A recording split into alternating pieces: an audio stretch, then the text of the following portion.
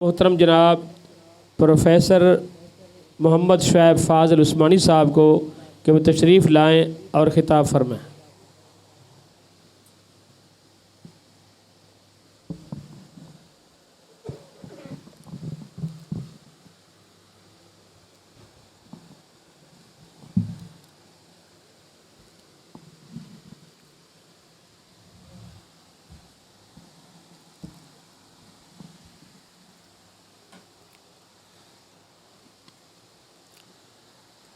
الحمد للہ رب العالمین والعاقبۃ للمتقین والصلاة والسلام علی خاتم النبیین محمد وعلی آلہ واصحابہ وازواجہ وذریاتہ اجمعین۔ اشہد ان لا الہ الا اللہ وحدہ لا شریک لہ واشهد ان محمدا عبده ورسوله۔ اما بعد فاعوذ باللہ السمیع العلیم من الشیطان الرجیم من حمزہ ونفخہ ونفثہ۔ بسم اللہ الرحمن الرحیم۔ لقد کان لکم فی رسول اللہ اسوۃ حسنہ۔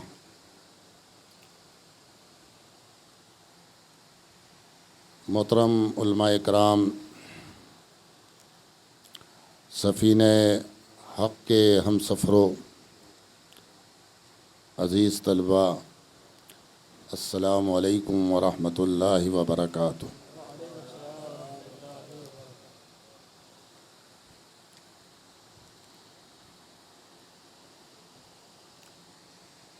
اللہ رب العزت نے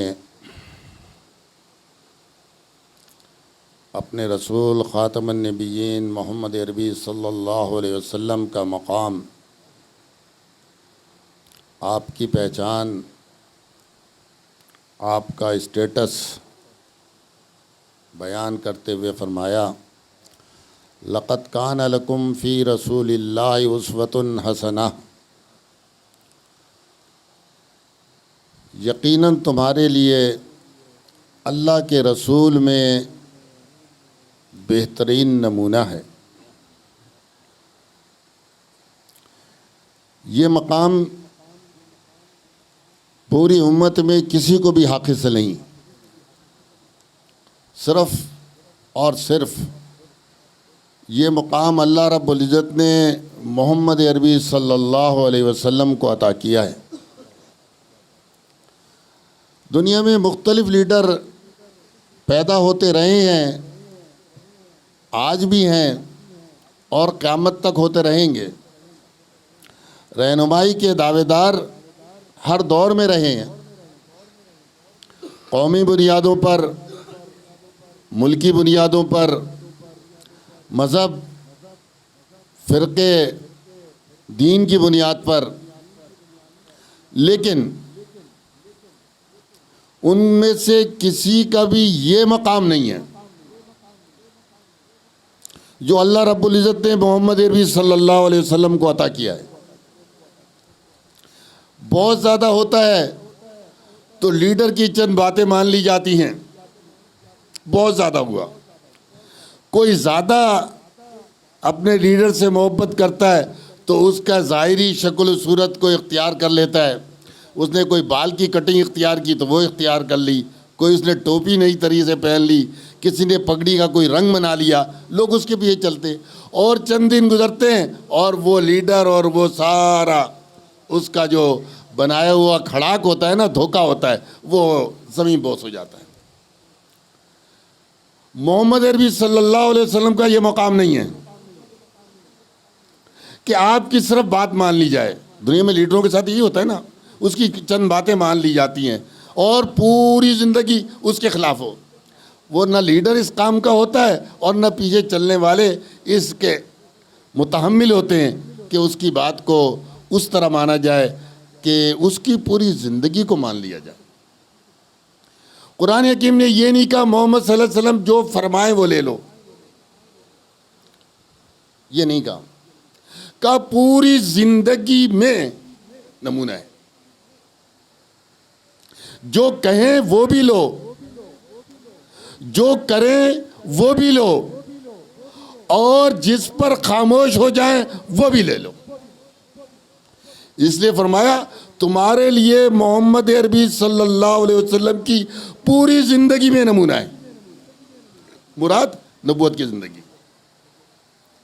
یہ نہیں ہے کہ کچھ چیزیں ہم عقائد کی، کچھ عبادات کی محمد عربی صلی اللہ علیہ وسلم سے اخذ کر لیں اور اس کے بعد معاملات، اخلاقیات، سیاست، معیشت، معاشرت یہ ہم کہیں اور سے ادھار لیتے پھریں، ایسا نہیں ہے۔ فرمایا تمہارے لیے محمد صلی اللہ علیہ وسلم میں لقد کان لکم فی رسول اللہ، تمہارے لیے محمد صلی اللہ علیہ وسلم میں بہترین نمونہ ہے، آئیڈیل لائف۔ اس کے علاوہ کسی کائنات میں اور کسی کا یہ سٹیٹس ہے ہی نہیں، یہ مقام ہے ہی نہیں کہ وہ جب بولے اس کی بات دلیل ہو، کرے کچھ اس کی بات دلیل ہو، وہ خاموش ہو جائے اس کی بات دلیل ہو۔ اب یہ سیرت النبی کانفرنس رکھنا تو بڑا عظمت کا کام ہوا نا، کہ اس ہستی کی سیرت کو ہم بیان کریں، اپنی زندگی میں لانے کی کوشش کریں، جس کا یہ مقام ہے کہ وہ بولے تو بھی دین، خاموش رہے تو بھی دین، کرے تو بھی دین، چلے تو بھی دین، لیٹے تو بھی دین، اٹھے تو بھی دین، سوئے تو بھی دین، بیدار ہو تو بھی دین، کھائے تو بھی دین، دسترخوان سے اٹھ جائے تو بھی دین، افطار کرے تو بھی دین، سحری کرے تو بھی دین، روزہ رکھے تو بھی دین۔ یہ مقام تو صرف ایک ہے، باقی سب سے ہم دلیل پوچھ سکتے ہیں۔ امام احمد بن حنبل رحمۃ اللہ علیہ، امام اہل سنت، وہ کوئی بات کہیں ہمیں حق ہے، ہم کہیں امام صاحب آپ کا مقام سر آنکھوں پر، دلیل دیجئے۔ ان کے استاد امام شافعی رحمۃ اللہ علیہ کوئی بات کہیں ہمیں حق ہے، ہم کہیں یہ کیسے کہہ رہے ہیں، دلیل کیا ہے۔ ان کے استاد امام مالک کہیں ہم دلیل پوچھنے کے حقدار ہیں۔ ان کے ہم اثر امام حنیفہ رحمۃ اللہ علیہ کہیں ہمیں حق ہے۔ صحابہ میں سے بھی ہم پوچھ سکتے ہیں کہ آپ میں اختلاف ہو رہا ہے، دلیل کس کے پاس ہے۔ ابو بکر رضی اللہ عنہ ایک طرف ہے، حضرت عمر رضی اللہ عنہ ایک مسئلے میں ایک طرف ہے، اختلاف ہو رہا ہے۔ کیا اختلاف ہو رہا ہے؟ وہ کہہ رہے کہہ دے کوئی محمد صلی اللہ علیہ وسلم کی وفات ہو گئی میں اس کو ماروں گا۔ عمر رضی اللہ عنہ امت میں دوسرے نمبر کا ولی، لیکن سیدنا ابوبکر رضی اللہ عنہ کیا کہتے ہیں؟ آتے ہیں عمر رضی اللہ عنہ سے کہتے ہیں بیٹھ جاؤ، وہ نہیں سنتے، جاتے ہیں خطبہ ارشاد فرماتے ہیں، کہتے ہیں من کان منکم یعبد محمدا فإن محمدًا قد مات، جو تم میں سے محمد صلی اللہ علیہ وسلم کی عبادت کرتا تھا وہ سن لے کہ آپ صلی اللہ علیہ وسلم کو یقیناً موت آ گئی، قد ماتا۔ ومن کان یعبد اللہ، اور جو اللہ کی عبادت کرتا تھا، فإن اللہ حی لا یموت، اللہ زندہ ہے اس کو موت نہیں آئی۔ ابوبکر رضی اللہ عنہ اس کے بعد یہ نہیں کہا یہ اس لیے میں کہہ رہا ہوں، دلیل میرے پاس یہ کہ میں کہہ رہا ہوں ابوبکر کی بات ہے، کہا نہیں، ثم تلاوہ، پھر تلاوت کرنی شروع کر دی، وہی قرآن حکیم کی آیات، دلیل پیش کر دی کہ دلیل کیا ہے؟ میری بات نہیں، دلیل ہے اللہ کی کتاب۔ دوسرا اختلاف شروع ہو گیا، نبی صلی اللہ علیہ وسلم کو دفن کہاں کیا جائے، تدفین کہاں کی جائے، اختلاف، کوئی کچھ۔ سیدنا ابو بکر صدیق رضی اللہ عنہ کا نہیں، دیکھو محمد صلی اللہ علیہ وسلم نے فرمایا تھا نبی جہاں وفات پاتا ہے، جہاں اس کی روح قبض ہوتی ہے وہیں اس کو دفن کیا جاتا ہے۔ اب دوسرا ماخذ بتا دیا، پہلا ماخذ قرآن بتا دیا، اس کے بعد کہا دیکھو ایک اور ماخذ بھی ہے، وہ ہے اللہ کے رسول صلی اللہ علیہ وسلم کی حدیث۔ سب نے کہا خاموش۔ اب عمر رضی اللہ عنہ نے یہ نہیں کہا میں یہ کہہ رہا ہوں، تو ان کے سر جھکتے تھے اللہ اور اس کے رسول صلی اللہ علیہ وسلم کے حکم کے سامنے۔ اللہ کی بات آ گئی، رسول اللہ صلی اللہ علیہ وسلم کی بات آ گئی، تو اب دلیل کی ضرورت نہیں۔ تو میرے کہنے کا مقصد یہ کہ سیرت النبی کے پروگرام رکھنا بڑا اعلیٰ مقصد ہے، لیکن اس اعلیٰ مقصد کو ہم اچیو کرنے کے لیے، اس ٹارگٹ کو حاصل کرنے کے لیے کتنے مخلص ہیں؟ سب سے پہلے میں آپ کی بات مجھے تو اپنی قبر میں جانا ہے، سب سے مجھے اس کی فکر کرنی ہے نا۔ سب سے پہلے میں اپنے نفس کو کہوں کہ یہ بتا تو محمد عربی صلی اللہ علیہ وسلم کی سنت پر عمل کرنے کے لیے کتنی تگ و دو کر رہا ہے۔ اب اس پر عمل کرنے کے لیے پہلے ایک چیز اور ضروری ہے، وہ ہے علم ہونا، نبی صلی اللہ علیہ وسلم کی سیرت کا علم ہونا۔ جب علم ہوگا تو آپ عمل کریں گے، صحیح علم ہوگا صحیح عمل کریں گے، غلط علم ہوگا غلط عمل ہوگا۔ تو سب سے پہلے کیا کرنا ہے؟ ہمیں محمد عربی صلی اللہ علیہ وسلم کے شب و روز کو کھنگالنا پڑے گا۔ اس اعتبار سے یہ امت مسلمہ جتنی بھی ماضی کی امتیں، اس میں سب سے بڑھ کر یہ خوش نصیب ہے، بہترین بخت والی ہے، قسمت والی ہے، کیونکہ اس کے پاس اس کے نبی کی کتاب قرآن حکیم اور اس کے نبی صلی اللہ علیہ وسلم کی سیرت محفوظ ہے۔ دونوں چیزیں محفوظ، کتاب بھی محفوظ اور صاحب کتاب کی زندگی سیرت بھی محفوظ، اور محفوظ بھی ایسے معتبر ذرائع سے کہ اپنے نہیں پرائے بھی کہتے ہیں کہ ہاں یہ ماننے کی بات ہے کہ محمد عربی صلی اللہ علیہ وسلم کی سیرت کو محفوظ کرنے کے لیے مسلمانوں نے وہ تگ و دو کی ہے، وہ محنتیں کی ہیں کہ ہمارے پاس نبی صلی اللہ علیہ وسلم کی سیرت کو، آپ کی زندگی کو محفوظ کرنے والے لوگوں کی، لاکھوں لوگوں کی زندگیاں محفوظ کی ہیں انہوں نے۔ محمد صلی اللہ علیہ وسلم کی سیرت کو، احادیث کو محفوظ کرنے کے لیے لاکھوں انسانوں کی زندگیوں کو ہم نے محفوظ کیا کہ یہ آیت صحیح تھے یا غلط تھے، جھوٹے تھے یا سچے تھے، عادل تھے یا خائن تھے، یہ ہم نے محفوظ کیا۔ یہ ولیم میور بہت بڑا مستشرق ہے، مسلمانوں کا علمی اعتبار سے بہت بڑا دشمن ہے، وہ کہتا ہے اس پر مسلمان جتنا فخر کریں کہ یہ اسماء الرجال کا یہ علم انہوں نے حدیث کی بنیاد پر بنایا، اس پر جتنا فخر کریں۔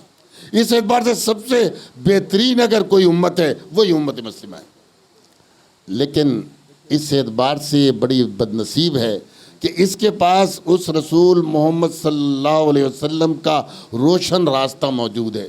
آپ نے فرمایا ترکت فیکم، میں نے چھوڑا تمہارے درمیان دو چیزوں کو، وہ دو چیزیں ہی بتا دی، اور پھر فرمایا ایسے نہیں چھوڑ دیا تمہارے کو، ترکتکم علی البیضاء، تم کو روشن راستے پر چھوڑا ہے، لیلھا کنہارھا، اس کی راتیں ایسی روشن ہیں جیسے دن روشن ہوتا ہے۔ اب ایسا روشن راستہ ہو اور یہ امت مسلمہ جناب جو ہے نا پگڈنڈیوں کے اندر دھکے کھا رہی ہو۔ ابھی ایک صاحب، میرے پاس تو ایسا سادہ سا موبائل ہوتا ہے، ایک صاحب نے مجھے ایک ویڈیو دکھائی، ساتھی تھے، کہیں کہ یہ دیکھیں صاحب، میں نے کہا دکھائیے جناب۔ تو پنجاب کے غالباً کسی علاقے کی وہ تھی، اس میں قبر کوئی مٹی ہٹا رہے ہیں، اور نیچے سے ایک جناب جو ہے نا وہ پلاسٹک کی بہت بڑی شیٹ نکلتی ہے، پھر اس کے اندر سے شٹرنگ کے تختے نکلتے ہیں، نیچے ایک بڑا سا جناب جو ہے نا کمرہ ہے، اس کے اندر پیر صاحب بیٹھے ہوئے ہیں۔ یہ آوازیں پیر صاحب کے سوال کرتے ہیں قبر کے اندر، اور یہ جواب دیتا ہے اور ٹھیک ٹھاک بیٹھا ہے۔ وہ پنجابی کہتا ہے سرکار ذرا باہر آؤ جی، تو اٹھاتا ہے۔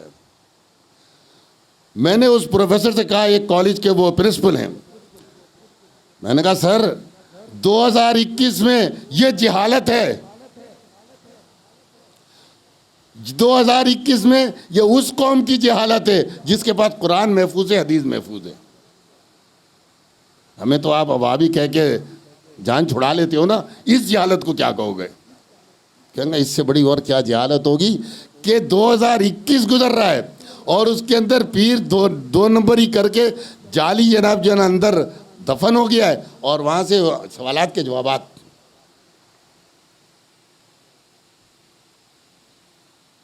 اور جس قوم کے اندر، جس امت کے اندر یہ زندہ کتاب موجود ہے قرآن حکیم،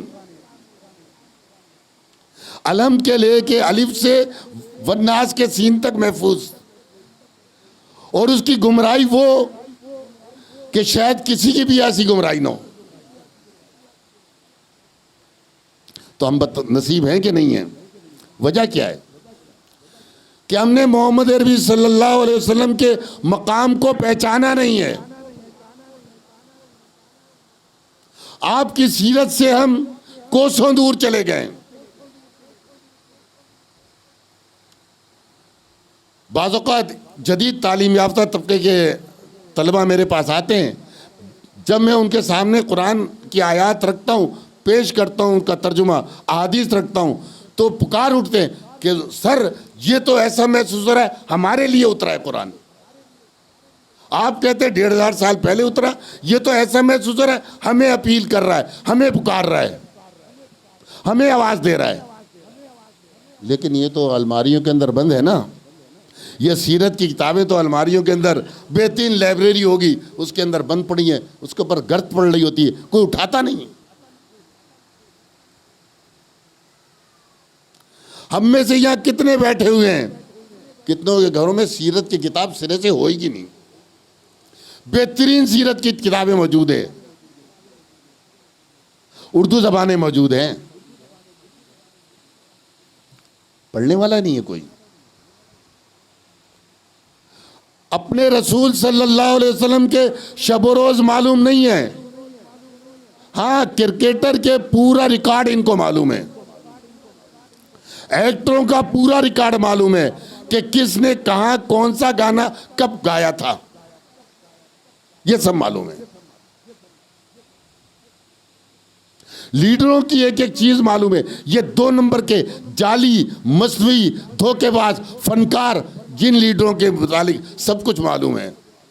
اس کے اوپر اگر آپ اعتراض کر دیں اس کے جعلی لیڈر پہ، تو اس کے دفاع کے لیے اس کے پاس سارے علم سارے دلائل موجود ہیں.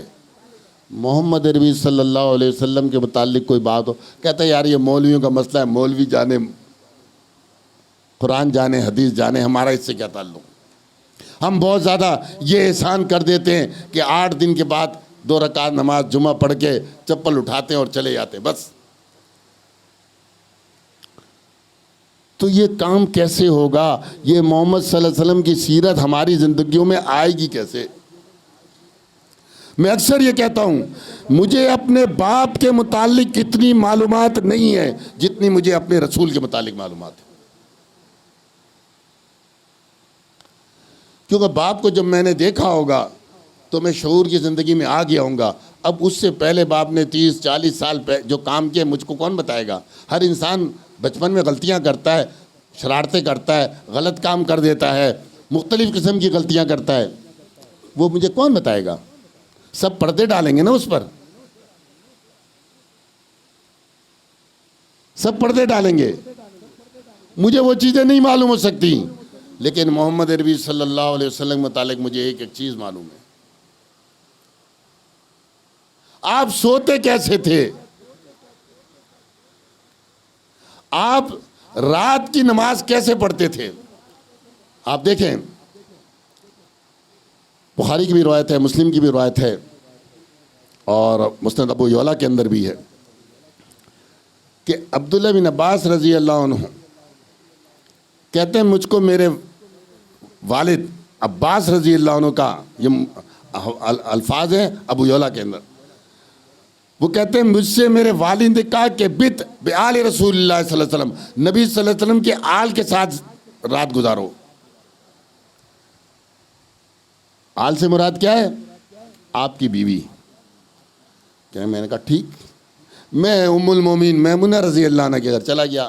وہ رشتے میں ان کی خالہ ہے.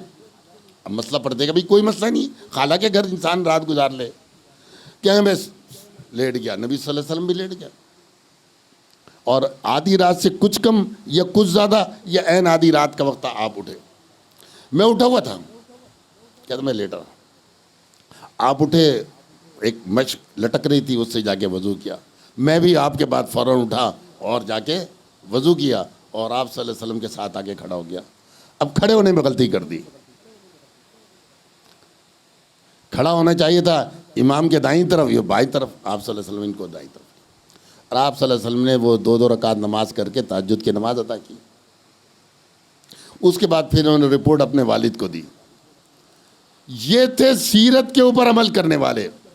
اب محمد عربی صلی اللہ علیہ وسلم کا مقام دیکھو اور رشتہ دیکھو. حضرت عباس رضی اللہ عنہ چچا ہیں. آپ کہتے ہیں چچا باپ کے برابر ہوتا ہے. عباس رضی اللہ عنہ کے متعلق ہے چچا باپ کے برابر ہوتا ہے. اور بھتیجے سے کہہ سکتے تھے آپ نماز جو رات کی پڑھتے ہیں تہجد مجھے بتا دیجئے. لیکن ان کو قدر تھی. میرے بھائیوں مجھے اور آپ کو نہیں ہے, حقیقت بتا رہا ہوں. نام لیتے ہیں, ناموس پہ قربان ہونے کا جذبہ یقیناً سچا ہے ہمارا, لیکن قدر نہیں ہے. انہوں نے کہا نہیں میں نہیں پوچھوں گا. بیٹے کو ڈیوٹی لگاتے, جاؤ بیٹا تم جو ہے نا یہ دیکھو رسول اللہ صلی اللہ علیہ وسلم رات کی نماز کیسے پڑھتے ہیں. ہم میں سے یہ کسی کے اندر جذبہ ہے؟ ہم تو علماء سے پوچھتے ہیں نا, تو علماء سے پوچھتے ہیں تو ان کے اوپر احسان کرتے ہیں. علماء سے پوچھتے ہیں تو ان پر احسان کرتے ہیں. بتاؤ نا ہمارے ملازم ہمیں بتاؤ. یہ ہے اس رسول کی سیرت کی عزت. ہم احسان کرتے ہیں. کوئی چیز سیکھ لیتے ہیں تو سیکھنے کا مقصد کیا ہوتا ہے؟ باریک باریک مسائل سیکھنے کا مقصد کیا ہوتا ہے؟ علماء سے بحث کرنا اور جو کم علم ہے ان کو اپنا روب جھاڑنا. یہ نہیں. حضرت عباس کہتے ہیں جاؤ بیٹا رسول اللہ صلی اللہ علیہ وسلم کی رات کی نماز دیکھو اور دیکھنے کے بعد رپورٹنگ مجھے کر دو. وہ پوری رپورٹ نبی صلی اللہ علیہ وسلم کی آپ کو لا کے دیتے ہیں. یہ تھے صحیح معنوں میں محمد عربی صلی اللہ علیہ وسلم کی سیرت کے اوپر عامل. اب ہماری ذمہ داری کیا ہے؟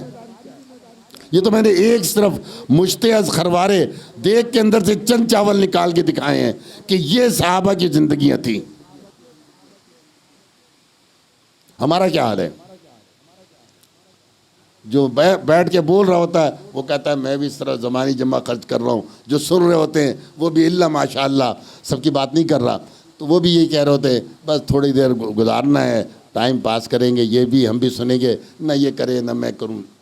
میرا بھائی یہ مقام نہیں ہے محمد صلی اللہ علیہ وسلم کا.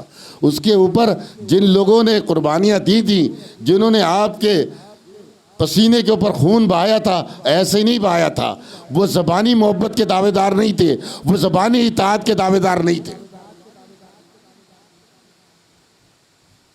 ایک مستشرق کہتا ہے کہ دیکھو محمد صلی اللہ علیہ وسلم کے صحابہ کو تم دوسرے نبیوں کے ساتھیوں کی طرح مت سمجھنا.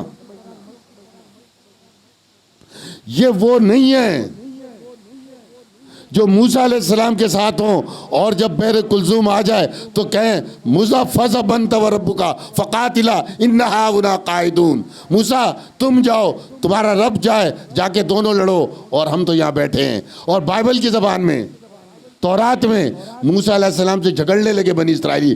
کہتے ہیں موسیٰ یہ تو نے کیا کیا؟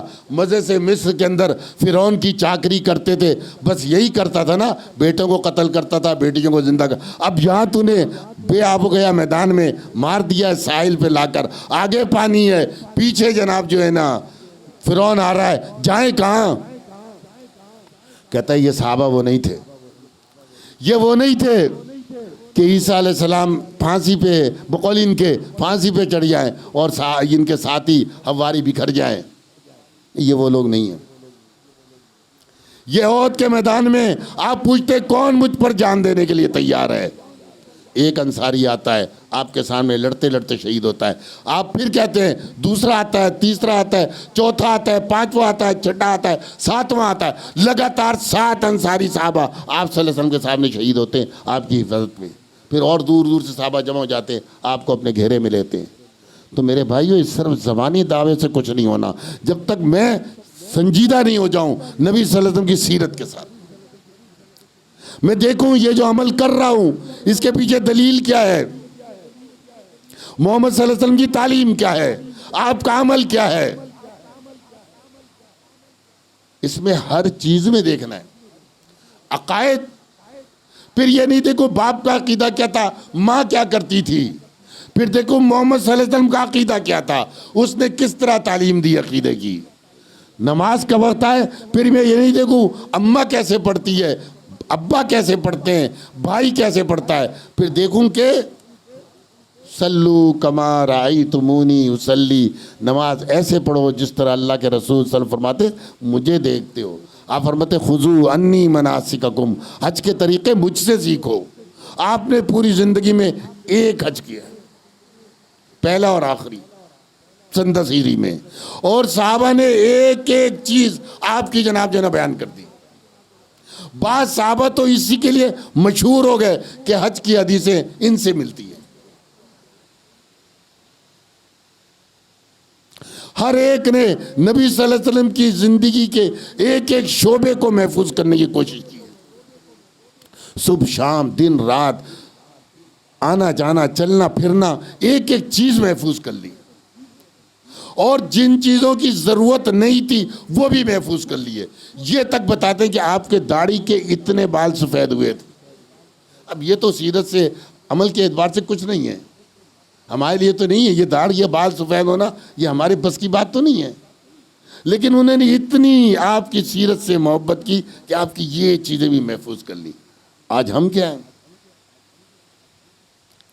ہمارے پاس یہ ہے، محترم کہہ رہے تھے نا جوناگڑھی صاحب، تو میں اس میں اکثر یہ کہہ دیتا ہوں کہ بچہ جب چھوٹا ہوتا ہے نا تو اس سے پوچھو بھائی کال کیوں نہیں اٹھا رہے، کہہ رہے بچے نے موبائل خراب کر دیا۔ یہ بچے تک پہنچا تو اس نے خراب کیا نا۔ جب بڑا ہو جاتا ہے بچہ تو ہم کہتے ہیں اب کیا حال ہے، کہتے ہیں موبائل نے بچے کو خراب کر دیا۔ پہلے بچہ موبائل خراب کرتا ہے، اس کے بعد یہ موبائل بچے کو خراب کر دیتا ہے، دونوں خراب ہو گئے۔ جناب حالت یہ ہے، ایک ٹیچر نے مجھے کمپلین کی کہ یہ شاگرد ایسا ہے کہ یہ 2 کا ٹیبل اس کو یاد نہیں ہے، 2 کا پہاڑا یاد نہیں ہے، یہ جو ہے نا نیٹ سے جناب جو ہے نا 2 کا ٹیبل نوٹ کرتا ہے۔ جب ہم اپنے بچوں کو یہ دیں گے، محمد صلی اللہ علیہ وسلم کی سیرت نہیں سامنے لائیں گے، وہ واقعات انبیاء کے اور صحابہ کے نہیں لائیں گے، ان کی تربیت کیسے ہوگی؟ ہمارے پاس واقعات کون سے ہوتے ہیں؟ وہ انگریزوں سے مستعار لیے ہوئے، اپنے ادب کے بھی نہیں ہیں، وہاں سے ادھار لیے ہوئے۔ اس کے بعد تربیت تم کہتے ہو کہ ہم اس کو اسلامی طرز پر اس کی اٹھائیں گے، ممکن نہیں ہے۔ تربیت ہو قرآن اور حدیث کے ذریعے، اور یہ تربیت وہ کرتا ہے جس کی اپنی تربیت ہو چکی ہو۔ ابھی تو اس کے ابا جان کی تربیت کی ضرورت ہے، ابھی تو اس کی امی جان کی تربیت کی ضرورت ہے۔ جبھی سے تو انہوں نے اس کو پیدا ہوتے ساتھ ہی موبائل ہاتھ میں دے دیا ہے، تنگ کرتا ہے، بولا یہ لو۔ آج حال یہ ہے کہ موبائل ان کے پاس نہ ہو چین نہیں آتا، چین، پریشانی رہتی ہے، اندر سے بے چینی ہوتی ہے۔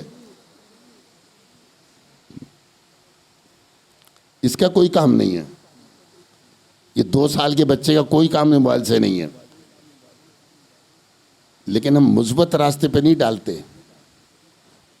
قرآن کی تعلیم پہ اذان، سورہ فاتحہ، کلمہ، یہ بھی تو اس کے ذریعے ہو سکتا ہے نا،